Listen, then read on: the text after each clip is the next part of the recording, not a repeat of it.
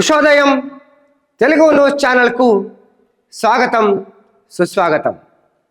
So మిత్రులారా, మరి ఈరోజు ఒక ప్రత్యేకమైనటువంటి కథనంతో మళ్ళీ మీ ముందుకు రావడం జరిగింది. మరి ప్రత్యేకమైనటువంటి కథనం అనంటే ఇవాళ చాలా విషయాలు, మరి వాటికి ప్రత్యేకమైనటువంటి విషయాలు ఉన్నప్పటికీ కూడా మరి ఈరోజు తెలంగాణలో ఒక పెద్ద చర్చానీయమైనటువంటి అంశము, అందులో భాగంగా మరి హైదరాబాద్లో అనేక సంచలనాలు చూస్తున్నటువంటి మరి హైడ్రా, మరి ఇంత సంచలనాలు సృష్టిస్తున్నటువంటి ఈ హైడ్రా వీటికి ఒక ప్రత్యేకమైనటువంటి మరి చట్టం కూడా తెస్తున్నట్టు మరి రాష్ట్ర ప్రభుత్వం నిన్న ప్రకటించినటువంటి విషయం. ఎందుకనంటే ఇప్పటికే మరి హైడ్రాకు సర్వాధికారాలు ఇచ్చినటువంటి ప్రభుత్వం ఇప్పుడు దీనికోసం ఒక ప్రత్యేకమైనటువంటి చట్టాన్ని కూడా తెస్తున్నట్టు ఆయన తెలపడం జరిగింది. ఎందుకంటే ఇవాళ భూ ఆక్రమణ చట్టం ఏదైతే ఉందో అది 1905 ఈ చట్ట ప్రకారము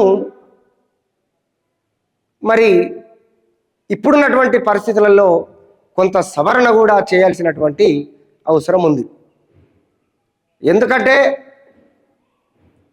అనేక ప్రభుత్వ ఆస్తులు, అనేకమైనటువంటి మరి చెరువులు, కుంటలు మరి బఫర్ జోన్లో ఉన్న, ఎఫ్టీఎల్లో ఉన్న వీటన్నిటిని కూడా ప్రభుత్వం గుర్తించి దానికి ఒక హైడ్రా కమిటీని వేసి విస్తృతంగా మరి అక్రమార్కుల గుండెల్లో రైలు పరిగెట్టించి ఆ అక్రమార్కుల పూర్తిగా మరి ధ్వంసం చేసి వాటిని స్వాధీనం చేసుకున్నటువంటి విషయం. దీనికి అనేక మిత్రపక్షాలే కావచ్చు, ప్రతిపక్షాలే కావచ్చు, చివరికి అధికార పక్షం నాయకులను కూడా ఎవరిని వదిలిపెట్టకుండా హైడ్రా చాలా విస్తృత స్థాయి ఒక కూల్చివేతలు చేపట్టిందనే చెప్పుకోవచ్చు. ఎక్కడ కూడా వెనక్కి తగ్గకుండా మరి అదే స్థాయిలో కొంత విమర్శలు వచ్చినప్పటికీ కూడా మరి అదే స్థాయిలో కొన్ని ప్రశంసలు కూడా రావడం జరిగింది. ఇవాళ దీనికోసం మనం ఎందుకు చెప్పుకోవాలంటే కేవలం ఒక నెల రోజులలో మరి హైడ్రా వచ్చిన తర్వాత 113 ఎకరాలను మనం హైదరాబాదులో ప్రభుత్వ స్థలాలను స్వాధీనం చేసుకోగలిగినాము. కేవలము ఈ ఒక్క నెల రోజులలో మనము ఒక 113 ఎకరాలను ఈరోజు స్వాధీనం చేసుకోగలిగినాము. అది ప్రభుత్వ భూములను మాత్రమే. అంటే ఈ లెక్కను మనం చూసుకుంటే మరి ఇప్పుడు ప్రభుత్వ భూములు మీరు తీయండి. అందుకే ఇప్పుడు కొత్త చట్టం తీసుకురావాలి. దీనికి ఖచ్చితంగా జిహెచ్ఎంసీకి ఉన్నటువంటి అధికారాలు ఏవైతే ఉన్నాయో ఆ అధికారాలను కూడా తిరిగి పరిశీలించి అందులో కొంత మార్పులు చేసి చేర్పులు చేసి అదేవిధంగా నీటిపారుదల శాఖ అయితేనేంది, రెవెన్యూ శాఖ అయితేనేంది, ఈ విధమైనటువంటి అనేక పూర్తి స్థాయిలో ఉన్నటువంటి అనేకమైనటువంటి మరి ఏవైతే కబ్జాలు ఉన్నాయో వాటినన్నింటినీ పూర్తిగా వెలికి తీసి వాటిని గుర్తించి ఖచ్చితంగా తిరిగి ప్రభుత్వం స్వాధీనం చేసుకోవడం కోసం చేస్తున్నటువంటి ఒక గొప్ప ప్రయత్నం అనే చెప్పాలి. ఎందుకంటే దీనికి ప్రత్యేకమైనటువంటి చట్టాలు ఇరిగేషన్ శాఖ, నీటిపారుదల శాఖ, అదేవిధంగా జిహెచ్ఎంసి, అనేక మున్సిపాలిటీ పరిధిలో ఉన్నటువంటి దానికి తోడు మరి అగ్నిమాపక సిబ్బందిని కూడా వాళ్ళని కూడా ఇందులో ఇన్వాల్వ్ చేస్తూ కొంత చట్ట సవరణ అయితే చేయడం జరుగుతుంది. వాళ్ళు పూర్తి స్థాయిలో ఇది ఖచ్చితంగా మరి వీటినన్నిటిని మనము తిరిగి కాపాడుకోవాలంటే దీనికి ప్రత్యేకమైనటువంటి చట్టం కావాలని చెప్పి రాష్ట్ర ప్రభుత్వం చెప్పడం జరిగింది. మరి ముఖ్యంగా చెప్పాలంటే ఇవాళ ఉన్నటువంటి చట్టాలు మరి దీనికి సరిపోలేదనే చెప్పాలి. ఎందుకంటే మరి ఇన్ని చట్టాలు ఉన్నప్పటికీ కూడా ఈ భూ ఆక్రమణ చట్టాలు ఇన్ని విధాలుగా ఉన్నప్పటికీ కూడా మరి ఎక్కడో ఒక చోట మరి ఏదో రూపంలో మరి భూ ఆక్రమణ జరుగుతుందనే చెప్పాలి. ఈ కబ్జాకోరుల నుంచి నిన్న ముఖ్యమంత్రి గారు ఆయన పోలీసు అకాడమీకి వెళ్ళి అక్కడ చాలా సుదీర్ఘమైనటువంటి ప్రసంగం కూడా చేయడం జరిగింది. అందులో ముఖ్యంగా ఎవరైతే మరి కబ్జాకోరులు ఉంటారో వాళ్ళందరినీ కూడా ఎట్టి పరిస్థితుల్లో వదిలిపెట్టేది లేదని చెప్పి ఆయన ఘంటాపదంగా చెప్పినటువంటి విషయం. ఎట్టి పరిస్థితిలో ఈ కబ్జాకోరులను వదిలిపెట్టే ప్రసక్తి లేదు.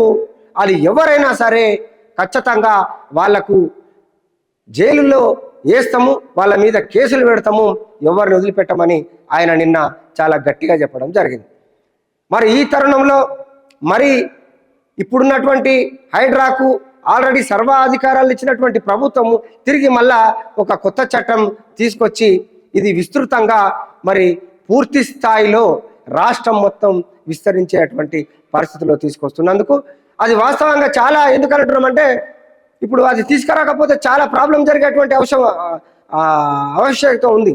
ఎందుకంటే అది తీసుకురాకపోతే ఇవాళ ఎవరో ఒక ఎమ్మెల్యేనే కావచ్చు, లేకపోతే పెద్ద పెద్ద బడాబాబులే కావచ్చు, ఇవాళ కబ్జాలు చేసి మరి అధికారులతో లాలుచి అయ్యి వాళ్ళకి ఇంతో అంతో ఇచ్చి ఆ భూమిని రిజిస్ట్రేషన్ చేసుకొని మరి యథేచ్ఛగా కట్టడాలు కడుతున్నటువంటి విషయం మనందరికీ తెలుసు. ఇప్పుడు నిన్న మొన్న జరిగిన కూల్చివేతలో అయ్యో పాపం ఇంత పెద్ద బిల్డింగ్లు కూలగొడుతున్నారు కానీ మనకు చాలా పాపం అనిపించింది. కానీ మరి అది ప్రజల భూమి అనే విషయాన్ని, అది ప్రభుత్వం భూమి అనే విషయాన్ని కనీసం ఎవరు అనలేనటువంటి పరిస్థితి. ఎందుకనంటే అవి భారీ స్థాయిలో కట్టబడినటువంటి కట్టడాలు, అవి మామూలు కట్టడాలు కావు, అవి మామూలు కట్టడాలు కాదు. ఎందుకంటే కోట్ల రూపాయలు పెట్టి కట్టుకున్నటువంటి మరి ఆ విల్లాలు, విద్యా సంస్థలు, అదేవిధంగా పెద్ద పెద్ద ఇల్లు కట్టుకున్నటువంటి బడాబాబులు యథేచ్ఛగా కొంతమంది అధికారులతో కుమ్మక్కయి చెరువులను పూడ్చివేసి ఆ చెరువులను పూడ్చివేయడమే కాకుండా దాంట్లో మరి కొత్త సర్వే నెంబర్లు కూడా సృష్టించడం, ఇదైతే పెద్ద సంచలనమైనటువంటి విషయం. ఎందుకనంటే ఎంతో విద్యావంతులు వాళ్ళు ఎంతో ఉన్నత చదువులు చదివి వాళ్ళు ఆ స్థాయికి వచ్చినటువంటి వాళ్ళు. వాస్తవంగా మరి ఈ స్థాయి ఒక ఐఏఎస్ క్యాడర్ గలటువంటి అధికారులు ఇలాంటి తప్పిదం చేస్తే ఎవరికి చెప్పుకోవాలి అని అడుగుతున్నాం. ఇవాళ హైడ్రా ఒక ప్రత్యేకమైనటువంటి దృష్టి పెట్టింది కాబట్టి ఇవన్నీ బయటపడ్డాయి. కానీ లేకపోతే ఎవరికి తెలిసేదండి ఇవన్నీ? మీరు ఆలోచన చేయండి, ఎవరికి తెలిసేది? ఇవాళ ఒక ఐఏఎస్ అంటే మీకు తెలుసు, ఇవాళ ఐఏఎస్లను కూడా నమ్మే పరిస్థితి లేనటువంటి విషయము అది ఎక్కడైనా ఉందంటే అది మొట్టమొదటిసారిగా భారతదేశంలో, అందులో ముఖ్యంగా తెలంగాణలో మరి బయటపడ్డటువంటి విషయం. ఇప్పుడు 6 మంది అధికారుల మీద కేసులు పెట్టడం జరిగింది. అంటే దీన్ని బట్టి మనకేం అర్థమవుతుంది? అవినీతి, మీకు నిజాయితీగా ప్రజల సొమ్ముతో మీకు జీతాలు ఇస్తున్నటువంటి పరిస్థితి, ప్రజల సొమ్ముతో మీరు ఇలా పనిచేయాల్సినటువంటి అవసరం ఉంది. కానీ ఇక్కడ ఉన్నటువంటి అధికారులు ఎవరైతున్నారో ఇవాళ జిహెచ్ఎంసీలో కూడా అనేక మంది అధికారులు, టౌన్ ప్లానింగ్ అధికారులు ముఖ్యంగా, ఇవాళ మీరు చూడండి ఇవాళ పత్రికలు కూడా అదే వచ్చింది. టౌన్ ప్లానింగ్ అధికారులకు ఉన్నటువంటి అధికారాలు ఎంత? టౌన్ ప్లానింగ్ అధికారులకు ఉన్నటువంటి అధికారాలు ఏంటంటే 1955 చట్ట ప్రకారం వీళ్లకు కేవలం పరిశీలించేటువంటి అధికారం మాత్రమే ఉంటుంది, నోటీసులు ఇచ్చే అధికారం మాత్రమే ఉంటుంది. ఎవరికి ఉంటుంది? జిహెచ్ఎంసీ కమిషనర్కు, అక్కడ ఉన్నటువంటి టౌన్ ప్లానింగ్ అధికారులకు. మరి నోటీసులు ఇచ్చిర్రు, బాగానే ఉంది. ఒకసారి నోటీసు అయినటువంటి ఆ ఇంటికి తిరిగి ఎట్లా పర్మిషన్ వచ్చింది అని అనేది ఇది పెద్ద ప్రశ్నార్థకమైనటువంటి విషయం. చూడండి మీరు ఎట్లా ఉంటుందంటే ఇవాళ ఒకసారి నోటీసు పోతుంది, ఆ నోటీసు పోయినటువంటి ఆ ప్రకారము తిరిగి కూల్చివేతలు జరగలేదు. అంటే మీకు ఉన్నటువంటి ఏదైతే అధికారం ఉన్నదో, మీకున్నటువంటి 1955 ప్రకారంగా మీరు ఎందుకు నోటీసులు ఇవ్వలేదు? కొన్నింటికి నోటీసులు ఇచ్చిన వాటిని ఎందుకు కూల్చివేయలేదు? దాన్ని పరిశీలించాలి మీరు. దీని ప్రకారం మీ పని ఏంటంటే పరిశీలించాలి, అంతవరకే మీకున్న అధికారం.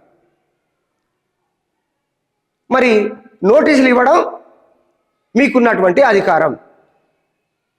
అంటే పరిశీలించకపోగా, అందులో మరి నోటీసులు ఇవ్వకపోగా వాడు యథేచ్ఛగా ఇలా కట్టడాలు కట్టుకున్నటువంటి పరిస్థితి. మరి ఈ కట్టడాలు జరుగుతున్నాయనే విషయము మరి అక్కడ ఉన్నటువంటి మరి అధికారులకు తెలియదా అంటే,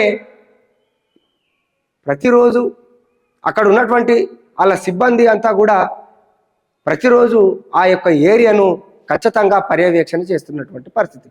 ఎందుకంటే గ్రేటర్ హైదరాబాదు జిహెచ్ఎంసీలో పూర్తి హైదరాబాద్ మొత్తము జిహెచ్ఎంసీగా మారినటువంటి తరుణంలో ఇవాళ ప్రతి ఒక్కటి మరి ఈ శాటిలైట్ వచ్చిన తర్వాత పూర్తి స్థాయిలో ఎక్కడ ఏం జరుగుతుందనేది తెలుసుకునే ఒక గొప్ప టెక్నాలజీ అయితే ఉన్నది మన దగ్గర. మరి ఈ టెక్నాలజీ అధికంగా వాడేది ఎవరనంటే మరి రెవెన్యూ శాఖ, అందులో జిహెచ్ఎంసీ మొట్టమొదటి స్థానంలో ఉంటుంది.